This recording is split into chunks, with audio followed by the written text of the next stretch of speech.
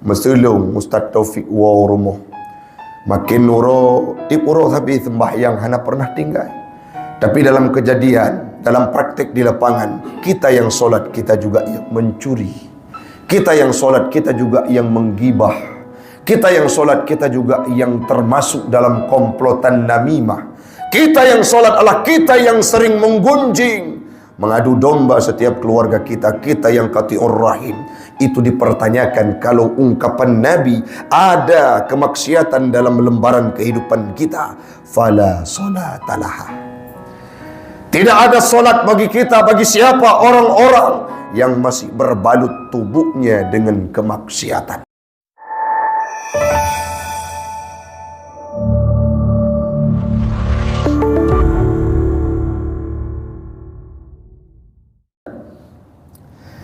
Jamaah sidang solat subuh sekeyakinan seakidah yang kami muliakan.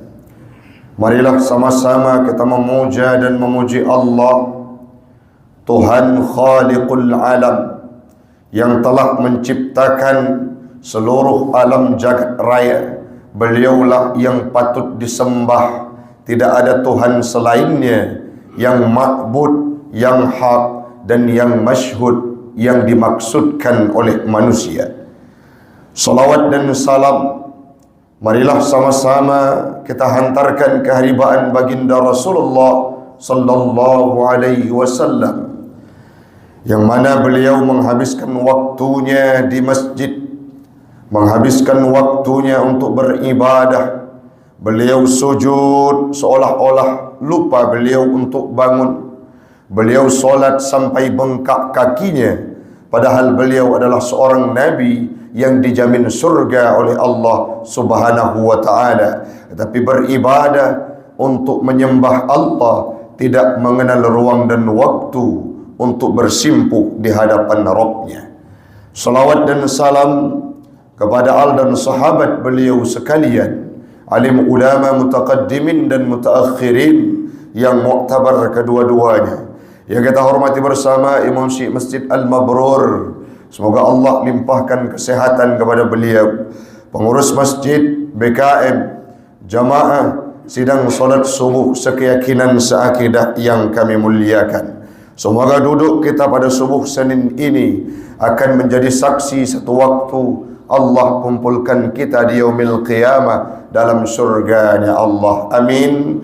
Amin ya rabbal alamin. Izinkanlah dalam waktu yang singkat ini kita mengupas tentang hal-hal yang menyangkut dengan solat. Kita paham betul bahawa Islam ini sebuah agama yang terdiri, yang dibina, yang terbina di atas pondasi yang kuat. Salah satu di antara pondasinya adalah solat yang kita kerjakan. Solat itu menjadi penyangga, solat itu menjadi tiang, solat itu menjadi pondasi dasar untuk agama yang kita anut, yakni agama Islam. Relevansi hal tersebut dengan hadisnya Nabi Muhammad yang sudah kita bacakan tadi, di mana Rasul pernah berpesan, as-salah imaduddin. Solat ini merupakan tiang agama. Siapapun famang aqamaha, siapapun yang mendirikan solat, siapapun yang melaksanakan solat, siapapun yang tidak pernah meninggalkan solat, artinya faqad aqamaddin, sungguh mereka sudah mendirikan agama, yakni agama Islam. Namun sebaliknya jemaah sekalian, wa man tarakaha, orang-orang yang meninggalkan solat, orang-orang yang menyepelekan solat, orang-orang yang mengabaikan urgensitas melaksanakan solat, mulai dari solat subuh, solat duhur, solat asar, solat maghrib dan solat isya. 5 waktu solat itu disepelekan dalam kehidupan mereka. Apa yang disampaikan oleh Nabi, faqad hadamaddin, merekalah yang menjadi pribadi-pribadi, oknum-oknum yang merusak, yang merubah tatanan agama Islam itu sendiri. Bagaimana konsepnya Ustaz? Semayangnya merupakan ciri khas umat Islam. Dan salah satu penyebab seseorang menjauhkan daripada dirinya daripada kemaksiatan, menjauhkan dirinya daripada kekejian, jawaban utama adalah solat yang kita kerjakan. Ini bukan pendapat manusia, ini bukan pendapatnya Nabi Muhammad saja, melainkan firman Allah dalam surah Al-Ankabut ayat 45. Allah berpesan, "Utlu ma uhiya ilaika minal kitab." Bacakanlah wahai Muhammad terhadap sesuatu yang telah diwahyukan oleh Allah kepadamu. Yang selanjutnya Allah menyambungkan, wa aqimus salah, dirikan salat, wa aqimis salah, dirikan salat. Kenapa demikian? Innas salata tanha 'anil fahsya wal munkar. Salat ini mampu mencegah seseorang daripada kekejian, fahsya, segala jenis kekejian dalam kehidupan dunia ini, wal munkar, dan mencegah seseorang daripada kemungkaran. Dapat dipastikan bila seseorang mengerjakan solat, dia tidak akan melakukan hal-hal yang tidak sesuai dengan koridor Islam. Orang yang mendirikan solat akan terjauhkan dirinya daripada kemaksiatan. Artinya menjaga apapun yang dianjurkan oleh syariat Islam itu sendiri. Paling hurung silun watilun baca tafsir Ibnu Katsir, disampaikan oleh Nabi, suila, ditanyakan kepada Nabi Muhammad sallallahu alaihi wasallam an qaulillahi ta'ala, daripada ungkapan, daripada firman Allah Subhanahu wa taala, innas salata tanha 'anil fahsya'i wal munkar. Apa dijawab oleh Nabi? Saat ada sahabat menanyakan, ya Rasul, bagaimana maksud daripada kalimat innas salata tanha 'anil fahsya'i wal munkar? Nabi menjawab, qala, berkata Rasulullah sallallahu alaihi wasallam, man lam tantahu salatuhu 'anil fahsya'i wal munkar fala salata laha. Orang-orang yang salat namun salatnya tidak mampu mencegah kemaksiatan, orang-orang yang sujud, yang rukuk, namun tidak mampu sujud dan rukuknya itu mencegah dirinya dari kekejian dan kemungkaran, apa disampaikan oleh Nabi? Fala salatalah. Fala salatalahu, tidak ada salat bagi mereka. Artinya, kalau dalam kehidupan kita hari ini, meselung Ustaz Taufik wa rumah, makin nuro tipuro tapi sembahyang hana pernah tinggal. Tapi dalam kejadian, dalam praktek di lapangan, kita yang solat, kita juga yang mencuri. Kita yang solat, kita juga yang menggibah. Kita yang solat, kita juga yang termasuk dalam komplotan namimah. Kita yang solat adalah kita yang sering menggunjing, mengadu domba setiap keluarga kita. Kita yang qati'ur rahim. Itu dipertanyakan kalau ungkapan Nabi ada kemaksiatan dalam lembaran kehidupan kita. Fala salatalah. Tidak ada solat bagi kita, bagi siapa? Orang-orang yang masih berbalut tubuhnya dengan kemaksiatan.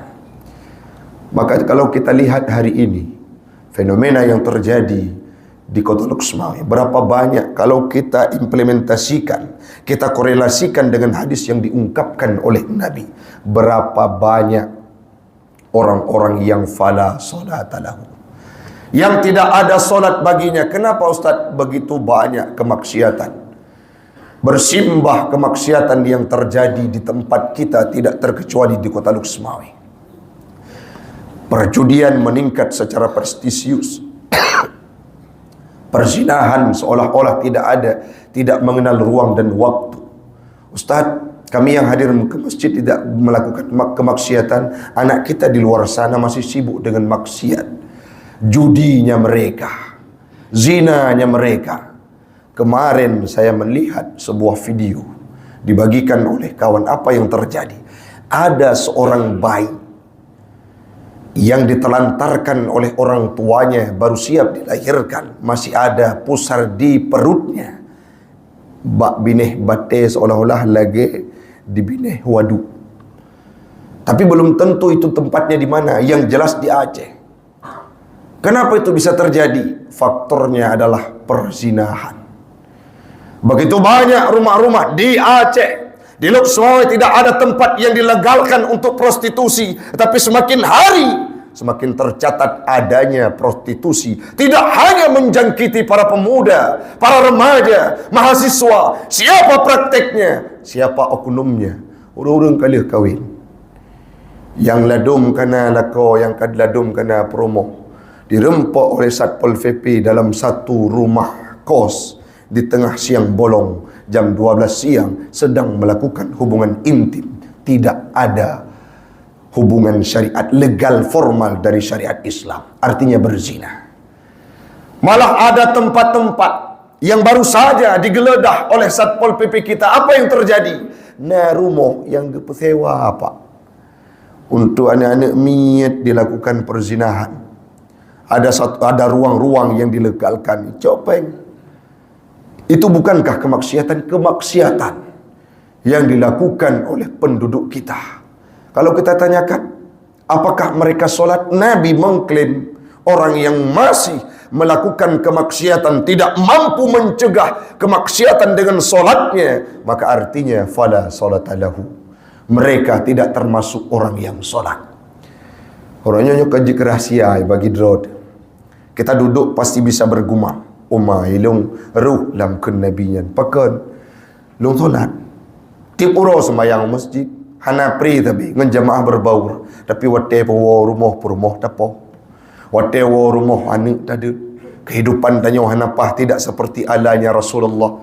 Berarti itu patut dipertanyakan bagaimana solat kita.